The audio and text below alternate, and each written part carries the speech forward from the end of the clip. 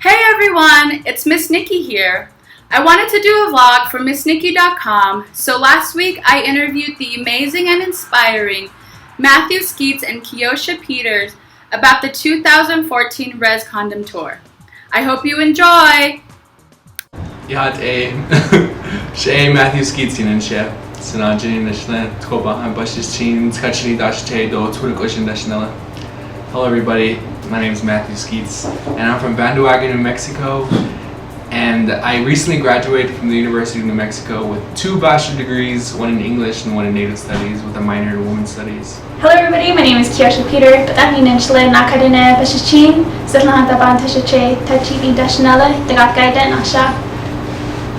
I'm from Kirtland, New Mexico. I go to school here at the University of New Mexico in Albuquerque. I finished my first program in sociology. I'm currently working on my second program, which is in Native Studies with a minor in Women's Studies. How did your Rez Condom Tour begin? Should I go ahead and start? How did it come into fruition? Last year in 2013, I wanted to do like a summer project. So that's when I started. When I first started the Rez Condom Tour, it was sort of like a solo project. I didn't have any organizations backing me. It was just me. And I asked the New Mexico Department of Health for condoms, and they provided me with 2,000 condoms, which I thought would be enough, to get me to Gallup, Yatahe, and then to Winter Rock, and then hopefully the second Saturday with the same cities, with the flea markets there. However, when I got to Gallup, and then I handed out a lot of condoms already. By the time I got to Yatahe, the flea market in Yatahe, it was all gone. And that was basically the first Rez Condom Tour in 2013. And I tried asking the New Mexico Department of Health for more condoms, but they couldn't give it to me because, again, I was acting as an individual and I wasn't backed by any organization. So then when 2014 came around, that's when I asked Keioshah for her help, and she's working with Rising Native Youth, and I thought that she could start with, the really promoting of the events. What were the different reactions that you got from the different generations while on your second condom tour? A lot of women were really open to it on the first and second tour. A lot of women were not shy about it. They were really open to just picking up condoms and asking questions about female condoms, and it was really interesting. I would say that the hardest people to get through were, of course, like the older generation for me, and then even the younger generation. We didn't have like a lot of...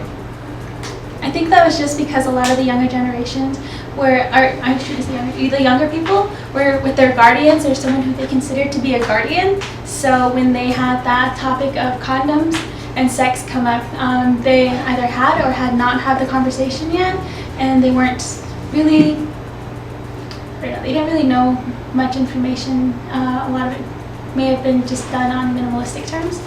So talking about condoms like at face value at the flea market while you're trying to look for a good deal, trying to get your chichen or like your blue mush, I don't know, your jewelry, your mountain tobacco, because that's what I go there for.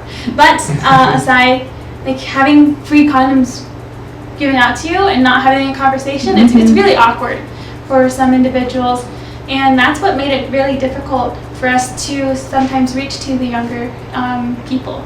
And there were some older people who came in and they were like, we want to protect our grandkids or our nieces or our sons or our nephews and our daughters. And so they would grab a handful of condoms, and that was always encouraging. The first guy. Why are you guys so passionate about educating communities about sexual health?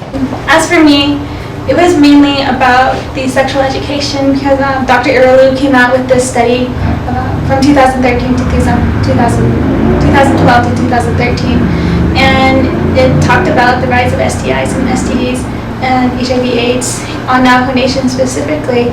Because I read that 2-page, 3-page report, I felt this urgent need that I needed to go back to my community and somehow try to affect change. What is sexist ceremony, and how did that come about?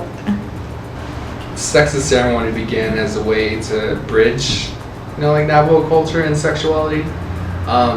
Because, and it was a way to destigmatize sex, of course. The first thing I think is what our main goal was. That's why we're in flea markets, in public places. We wanted to be there, really present, and in their faces basically, and saying that it's not something to be ashamed about. And it goes back to our creation stories that is ceremonial in that aspect, because you are, engaging in something that is spiritual. On a spiritual level, it should be, I think. Claiming that we are sacred beings, and connecting it back to creation stories. A lot of the work that we did in terms of tying it to creation story was reminding individuals that the first penis was made out of turquoise and the first vagina was made out of white shell. And one of our deities was created when the sky and the earth, so the mother and the father, had sex and came out of a baby. Yeah. So it's something that is sacred and it has to be treated with that same amount of responsibility.